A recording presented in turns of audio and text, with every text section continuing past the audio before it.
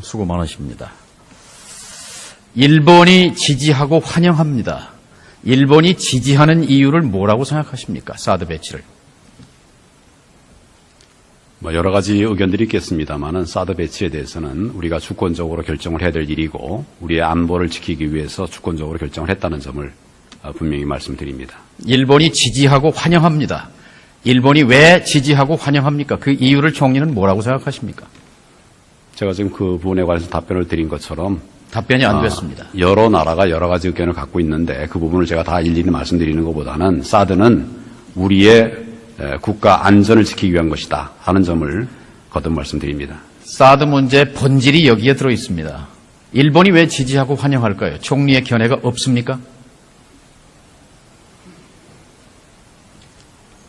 제가 지금 거듭 말씀드리다시피 지금 이 문제의 핵심은 북한의 핵 고도화에 대한 대비입니다. 그것을 위해서 우리가 필요한 조치를 취하고 있는데 주변국이 여러 가지 다른 이야기를 갖고 다른 의도를 가지고 있다 하더라도 이거는 분명한 목적인 것을 우리는 방향을 잃지 않고 가야 된다고 생각합니다. 사드 배치에 대해서 일본이 지지하는 일본 국익 차원의 계산이 있었을 것 아니겠어요? 뭡니까? 일본에도 여러 가지 의견이 있을 겁니다. 그런 부분들을 제가 지금 여기서 포괄적으로 말씀드리는 건 적절치 않습니다. 대한민국의 국무총리가 사드 배치와 관련해서 일본의 국익에 대한 계산을 못하고 있다면 중대한 문제입니다. 어떻게 생각하세요? 지금 그런 부분에 관해서 거듭 말씀을 드렸습니다. 이 사드 배치의 목적에 대한 분명한 방향성이 필요하다고 생각합니다. 제가 답을 드리죠. 국익입니다.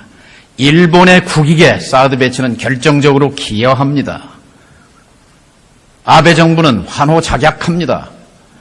군대를 못 갖게 돼 있는 평화헌법, 전쟁 권한을 포기한 일본 헌법을 고치는데 결정적인 유리한 원군을 만난 셈입니다. 그리고 이제 북한 핵 미사일 위협으로부터 사드 배치가 자신들을 좀 더 안전하게 해줄 것이라는 기대를 하고 있지 않겠습니까? 일본의 국익입니다. 문제는 국익입니다. 미국은 MD라는 세계적 전략을 동아시아에서 관철하는 데 성공했습니다. 미국도 좋아합니다. 국익입니다. 자, 중국과 러시아는 격렬하게 반발합니다. 총리께 묻습니다. 우리의 국익은 무엇입니까? 실을 따져봤습니까? 사드 배치의 실은 어떤 것입니까? 득에 대해서는 충분히 설명하셨으니까. 지금 실은 무엇입니까? 오늘만 해도 여러 번 제가 말씀드렸습니다만은 사드 배치의 분명한 목적은 북한의 핵 도발, 핵 고도화에 대한 우리 국가 안위와 국민들의 생명 안전을 지키기 위한 것입니다. 다른 여러 가지 이해관계들을 따져야 될 것이고 또 검토할 필요가 있겠지만 가장 큰 검토 대상은 가장 우리가 고려해야 될 부분은 북한의 핵 도발에 대한 대응이 필요하다는 것입니다. 그렇게 되지 않는다면 다른 어떤 것들에 대한 검토도 사실은 좀 순서가 잘못된 것이다 이렇게 생각합니다. 정부 내에서 충분히 토론은 이루어졌습니까? 예, 충분히 논의가 이루어졌습니다. NSC에서 몇 번이나 열린 토론을 했습니까? 이 사드 배치와 관련해서 7월 7일 결정하는 NSC 말고. 네, 이 부분은 의원님 아시다시피 오래 전부터 저희가 검토하고 논의해 왔던 것입니다. 그런 것들을 치자면 많은 그런 회의가 있었고 또 논의가 있었던 것으로 그렇게 알고 있습니다. 그 논의에서 대한민국 국익이 침해되는 실에 대한 검토는 있었습니까? 없었습니까? 기본적으로 구체적인 세부적인 협의 내용은 제가 참석하지 않는 회의가 대부분이었기 때문에 일일이 다 말씀드릴 수는 없습니다만은 기본 방향은 우리 국가 안보, 국익, 또 우리 국민들의 안전 이런 것들이 제1의 목표였다. 나머지 부분들에 대해서도 검토를 한 것으로 그렇게 알고 있습니다. 한 가지만 얘기해 보시죠. 사드 배치로 우리가 잃는 것 첫 번째는 무엇입니까? 잃는다고 단정을 지금 말씀드리기는 어렵습니다. 그러나 우려하는 것들은 있습니다. 이를테면 중국의 무역 보복이라든지 이런 것들을 우려합니다만은 저희들이 충분하게 당사국들과 설명을 하고 또 이해를 구하고 있습니다. 이 사드라고 하는 것은 제3국을 향하는 것이 아니다. 북한의 핵 도발에 대한 대응을 하기 위한 것이다. 그런 방어적 시스템이다 하는 점을 설명을 드리고 있고 지금 현재적으로는 그런 의원님 말씀하시는 그런 우려들이 현실화되고 있지는 않은데 그럼에도 불구하고 저희가 면밀히 대비는 하고 있습니다. 2000년도에 중국이 삼성전자의 휴대폰을 포함해서 수입 금지 조치를 내린 건 알고 계시죠? 네, 알고 있습니다. 그 전말에 대해서 국민에게 좀 설명을 해 주실 수 있겠습니까? 알고 계십니까? 네, 당시의 상황을 제가 국민에게 설명을 드리려고 그러면 좀 자료를 찾아봐야 되겠습니다만은 의원님 그 우려의 취지는 알겠습니다. 그래서 우리가 그 뒤에 취지 문제가 아니고요. 여러 차례 검토를 했다고 하니까 실과 관련해서 무역보복 얘기를 하셨잖아요. 그럼 2000년 그 이른바 마늘파동의 개요에 대해서 설명해 주시기 바랍니다. 내가 내용을 확인해서 말씀을 드리겠습니다. 갑자기 말씀하시니까 제가 정확한 답을 드리는 것이 좋을 것 같고 꼭 필요하시면 제가 확인해서 다시 설명을 드리겠습니다. 그것은 온 국민이 알고 있는 사안인데요. 대한민국 총리가 지금 머릿속에 정리되어 있지 않다는 것이 우리 국익이 사드 배치로 해서 이룰 것이 무엇인가에 대해서 충분히 검토되지 않았다는 그런 증거 같아서 대단히 안타깝습니다. 정확한 내용을 필요하면 확인해서 말씀을 드리겠습니다. 그런데 지금 왜 이렇게 서둘러서 발표를 한 것입니까? 조금 전에도 말씀을 드렸습니다만은 제가 오늘 이 회의에 오기 위해서 그동안 금년 들어서 북한이 어떤 일들을 했는가 이걸 좀 찾아보니까 핵 실험을 했습니다. 제4차 핵 실험이었습니다.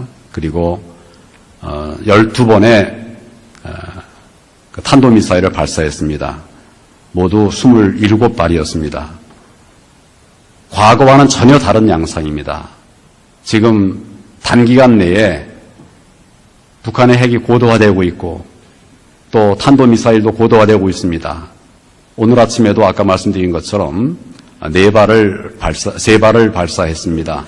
우리 안보가 이제는 더 논의를 하고 기다릴 수 있는 이런 상황이 아니라 우리가 막을 부분들은 막고 방어를 해야 되겠다. 그래야 우리 국민들의 안전이 지켜질 수 있겠다.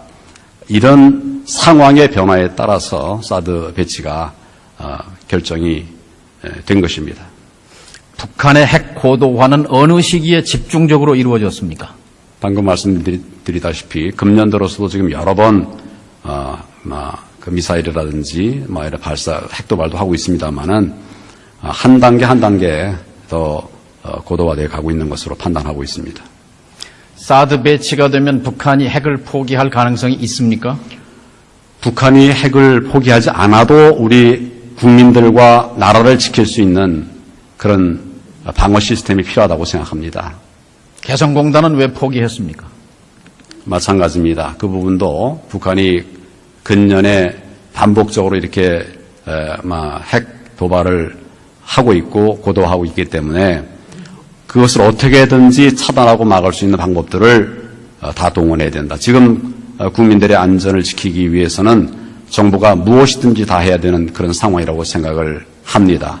그런 측면에서 개성공단에 대해서도 중단을 결정했던 것입니다.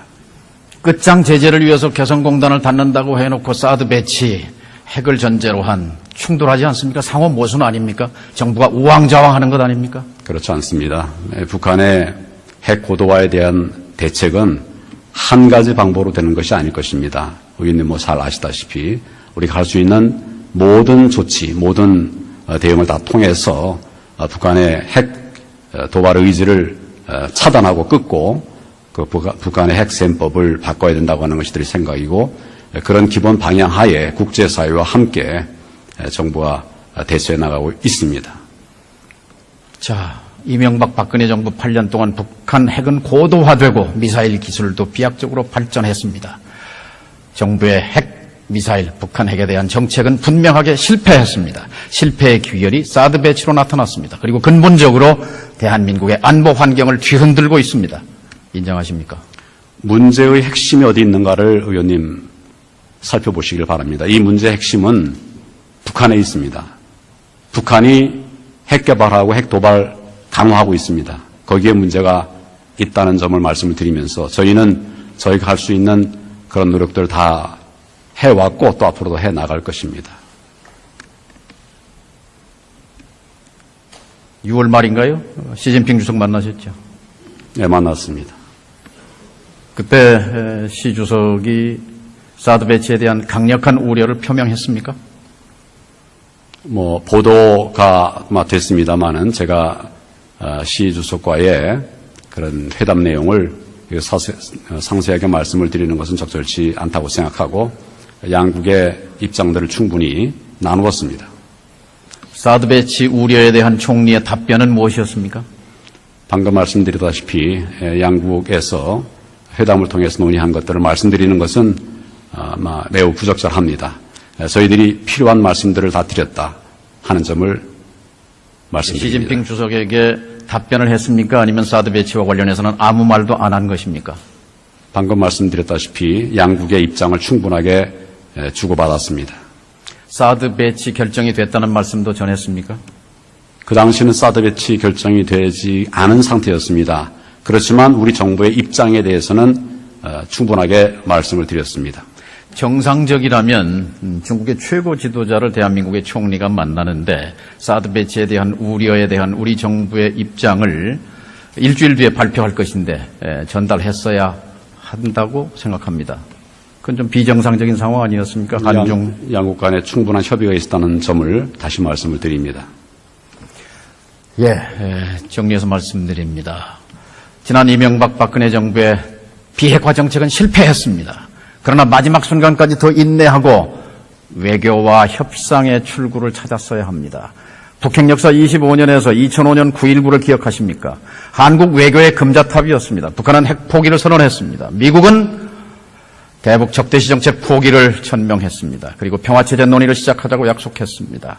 이 정부는 단 한 번도 9.19의 구자도 얘기하지 않았습니다. 그리고 사드 배치를 결정했습니다. 이것이 이 정부의 최대 실책으로 역사에 기록될 것입니다.